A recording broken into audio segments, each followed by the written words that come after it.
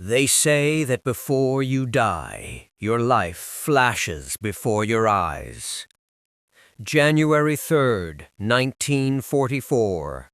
Somewhere in the vast, terrifying silence of the Pacific Ocean, a man is floating. He is bleeding. His plane is gone. He is alone. His name is Gregory Boyington. To the press, he is a hero, an ace, the terror of the Japanese Empire.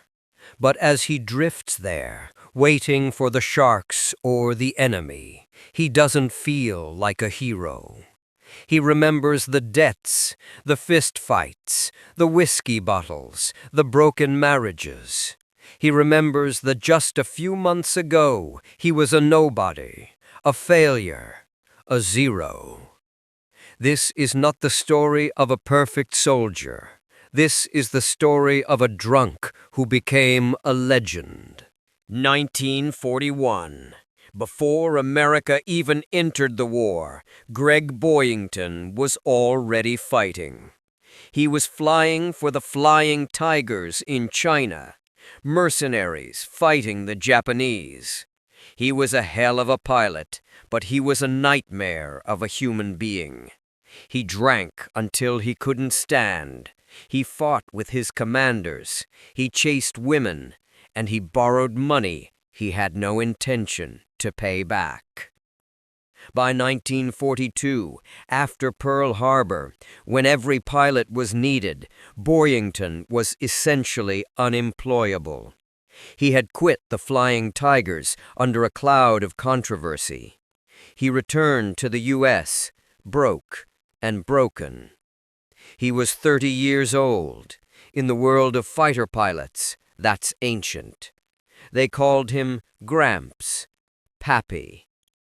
The Marine Corps looked at his file. Excellent pilot skills, terrible discipline record. He was a liability, a walking court-martial. For months, he sat on the ground, parking cars, watching younger men fly off to war. But the war in the Pacific was brutal. The meat grinder of the Solomon Islands was chewing up pilots faster than America could train them. Desperation forces strange choices. In the summer of 1943, a major came to Boyington with an offer, or rather, a challenge. There was a pool of replacement pilots sitting on the island of Espiritu Santo. Waiters, spares, rejects, men with no squadron to call home. Some were green rookies, others were injured veterans. Some, like Boyington, were just problems. Boyington looked at this group of outcasts. He didn't see failures. He saw himself. He made a deal with the brass. Give me these men. Give me some planes, and I'll give you a squadron. The command was skeptical. A drunk leading a bunch of leftovers? But they gave him the commission. Squadron VMF 214 was born. But they needed a name. Initially, the pilots suggested Boyington's Bastards. The Marine Corps Public Relations Office said absolutely not. You can't put bastards in the newspaper headlines back home. So they chose something else, something that perfectly described their status as the unwanted children of the Marine Corps, the Black Sheep. Boyington stood before them. He didn't give them a speech about honor or duty. He was honest, brutally so. He told them, I don't care if you salute me. I don't care if you call me sir.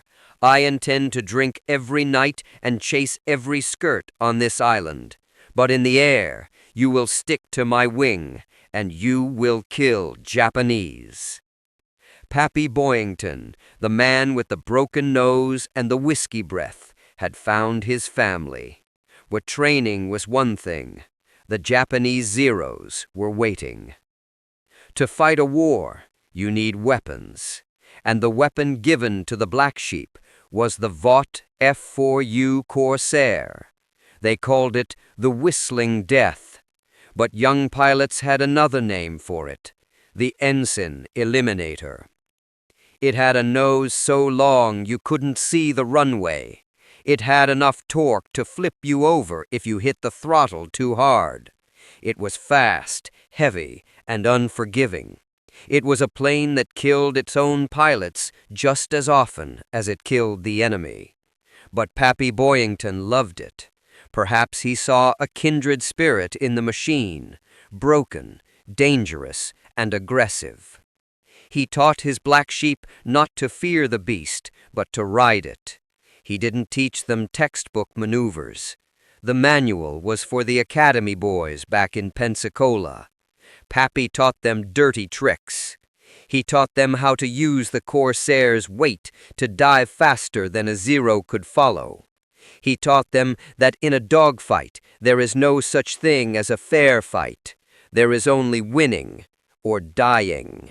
September 1943. The Black Sheep went to work. Their hunting ground was the Slot, the narrow strip of ocean running through the Solomon Islands. And Pappy brought a unique psychological weapon to the fight: his voice. "Come on up, you little bastards. Pappy is waiting for you. Come and get it." He broke radio silence. He taunted the Japanese on their own frequencies. He mocked them. He challenged them. He wanted them angry, because an angry pilot makes mistakes.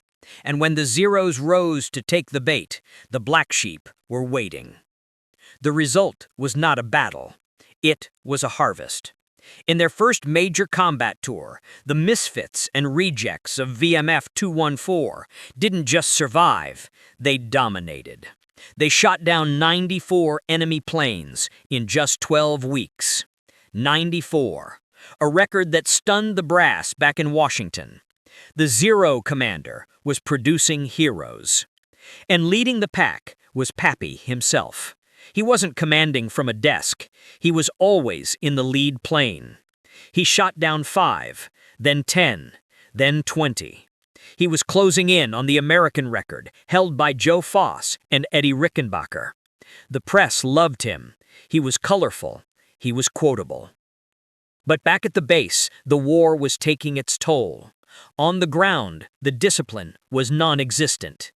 Pappy didn't run a military unit. He ran a fraternity of doom. They drank confiscated whiskey. They wrestled. They gambled. Pappy knew that every time they went up, some of them wouldn't come back. So he let them live fast. But beneath the partying, there was a deep, unspoken bond. These men, who had been thrown away by other squadrons, would now die for each other. And they would die for Pappy. But the pressure was mounting. Boyington was 31, old for a fighter pilot. The fatigue was setting in. The drinking was getting heavier to numb the nerves. He was flying on adrenaline and alcohol. He was pushing his luck. And in the sky, luck always runs out eventually. The story of the Black Sheep is a reminder that sometimes the most flawed people make the greatest leaders. At WW2 Story, we don't just count the medals, we look at the scars. If you want to join our squadron of history lovers and ensure these stories are never forgotten, hit that subscribe button. Welcome to the pack. By January 1944, the war had become a numbers game for Pappy. He had 25 confirmed kills. He was just one victory away from tying the legendary Eddie Rickenbacker's World War I record of 26. One more plane. That was all he needed to become immortal. But the obsession was dangerous. His pilots saw it. Pappy was flying too much. He was exhausted. He was hungover. The squadron doctor told him to rest. The command told him to slow down. Pappy told them to go to hell. He wasn't flying for the Marine Corps anymore. He was flying for history. January 3rd, 1944. Pappy led a massive fighter sweep over Rao. Rao wasn't just a target. It was a fortress, a hornet's nest. Pappy knew the Japanese would be waiting. He wanted them to be waiting. He took off into the blinding sun. Over the St. George's Channel, the sky turned black with enemy fighters. Boyington dove. He spotted a Zero. He engaged. Smoke, fire. The Zero spiraled down. Number 26. He had done it. He had tied the record. But in his eagerness, Pappy made a rookie mistake. He stayed too low, and he stayed too long. The hunter became the prey. A swarm of Zeros dropped on his tail. His Corsair, the invincible whistling death, was riddled with bullets. The main fuel tank ignited. Boyington was sitting on a burning torch. He had seconds to live. He didn't radio a heroic goodbye. He simply fought the canopy open and jumped. He hit the water hard. His plane crashed nearby. And suddenly, the roar of the engines faded. Silence. Just the sound of waves, and the bleeding pilot floating alone in the vast Pacific. Back home, the news spread fast. Pappy Boyington was missing, presumed dead. The nation mourned. The Marine Corps, in a rare gesture of honor, awarded him the Medal of Honor, the highest award for valor. But there was a problem. They awarded it posthumously. They thought they were honoring a dead hero. But Pappy wasn't dead. He was in hell. He had been picked up by a Japanese submarine. He wasn't treated as an officer. He was a special captive. He was beaten, starved, interrogated, thrown into a secret prison camp called Ofuna. For 20 months, the ace of aces disappeared from the face of the earth. No whiskey, no planes, no glory, just beatings and rice bowls. The world forgot him. His squadron moved on. The black sheep had lost their shepherd. Or so they thought. August 1945. The atomic bombs fell. The empire surrendered. The gates of the prison camps were thrown open, and out walked the ghosts. Among them was a man the world had already buried. Pappy Boyington emerged into the sunlight. He was thin. He was sick.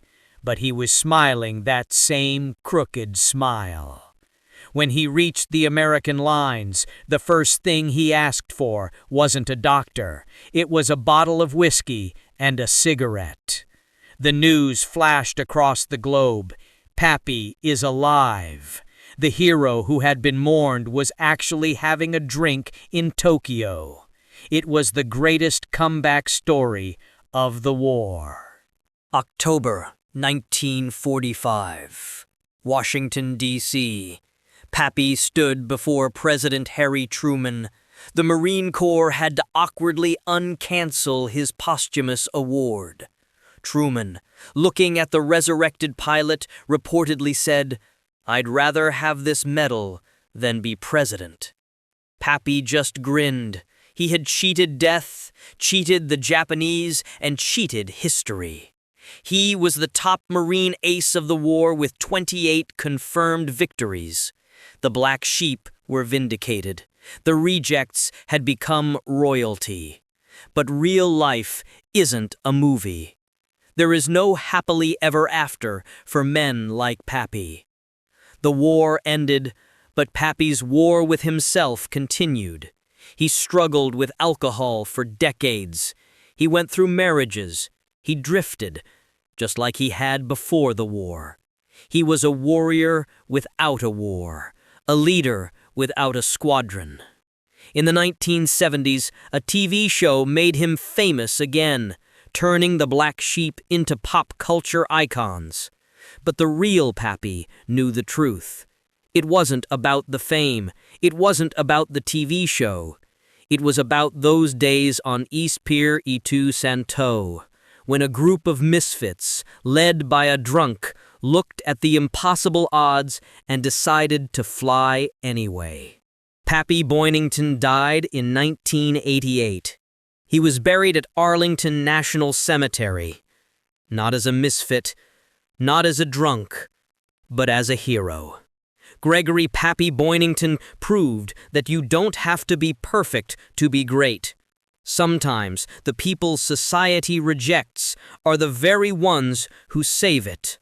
This is WW2 Story, where forgotten victories surface again. We resurrect forgotten victories every week. Join the Squadron. Subscribe now.